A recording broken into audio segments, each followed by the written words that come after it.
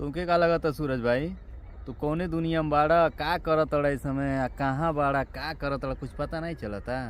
सब मालूम बा। ठीक है, हम बता दी तू कहाँ बाड़ा, कौने जगह बाड़ा, तोरे साथे के बा, और इसमें तू कहाँ कैसे निकलल बाड़ा, कहाँ जा तड़ा, वहाँ जाके का करबा, कैसे का नहीं करबा, सब कुछ मालूम बा। चूतिया ना समझिए सूरज भैया। हेलो दोस्तों, नमस्ते, प्रणाम, हर हर महादेव। तो कैसे हैं आप लोग, कमेंट में जरूर बताइएगा। और वीडियो चालू करने से पहले मेरे चैनल को लाइक सब्सक्राइब जरूर कर लीजिएगा, सब्सक्राइब करना मत भूलिएगा। तो दोस्तों अब हम बताओ तनी सूरज भैया हमार कहाँ बाने, सूरज भैया हमार कहाँ बाने, कौने हालत में बाने, कौने जगह बाने, अब हम बतावा तनी, आज सब कुछ एकदम प्रूफ के साथ बतावा तनी।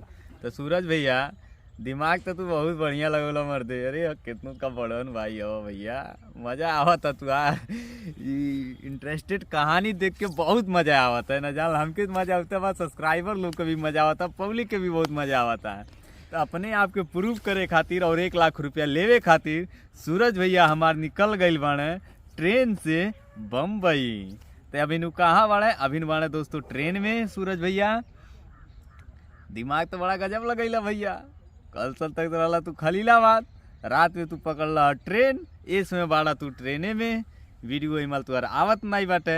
अब तू सोचा था सीधा एकदम टेलर मारब, जाके सीधा एकदम गेट ऑफ इंडिया ताज होटल वहीं जाके टेलर टाइट करब, 1 लाख रुपया लेके रहा, 1 लाख रुपया लेके रहा। हम जान गए नहीं मन बनाई न 1 लाख ले मना, चला 1000 हमहू मन डाला भैया, हमहू तुआर वीडियो देखा था 1000 तो हमहू डाला।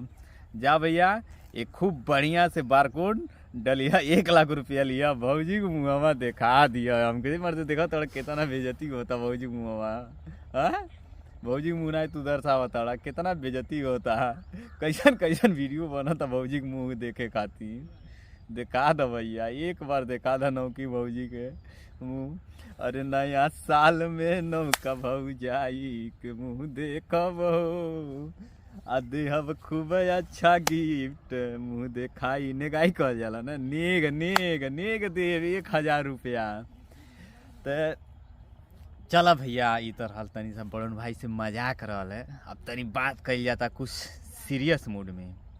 ठीक है, देखा भैया तू बड़न भाई हो, हमेशा तू के रिस्पेक्ट है दी में, ठीक ना, उम्मीद बा कि तू रिस्पेक्ट में ही रहबा।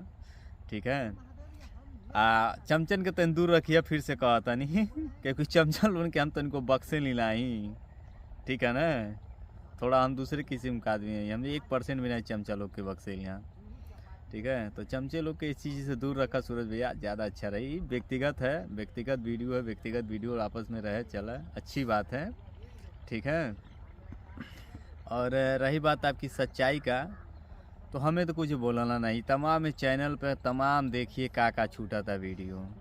ठीक है, तो मुझे बोलने से पहले, इस छोटे भाई को बोलने से पहले उन लोगों को आप समझा लीजिए, बोल लीजिए।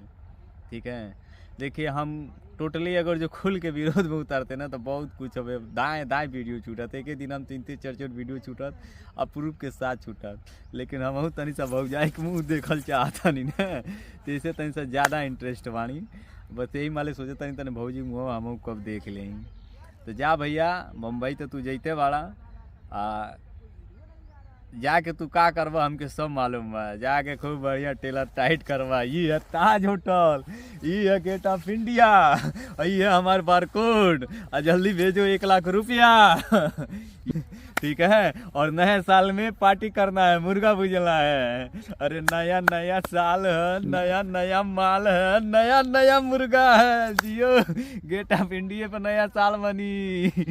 क्या गजब का दिमाग लगा लिए सूरज भैया, मजा आ गया, मजा आ गया।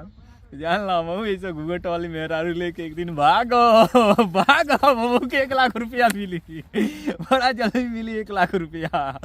मर्दे सामी साला बड़ बड़ घर का पतो 1 लाख रुपया मुँह दिखाई नहीं लेते, तू मर्दे सामी अपन बेटो मेहरी के मुँह दिखाई 1 लाख रुपया दिले तो माने पड़ी, का बताई मर्दे सामी। अब तो भैया सोचत ही रही है, अब इनके हमार दिमाग काम कैलस है। 1 लाख रुपया मिलेगा, मेरा सूरज ताज होटल भाई मेरा सूरज भाई ताज होटल जाएगा, और भाभी को लेकर वहीं पे मनाएगा अपना नई नई रंगीन हसीन वादियों में, खूब हसीन चेहरा, हसीने जाने मन जाने दिलवा।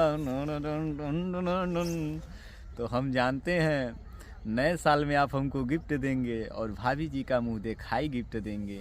नए साल में नई बहुरिया का मुंह दिखाएंगे, यही है ना आपका दिमाग। और 1 लाख रुपया लेके मुंबई में खूब बढ़िया मनी ताता रे ताता।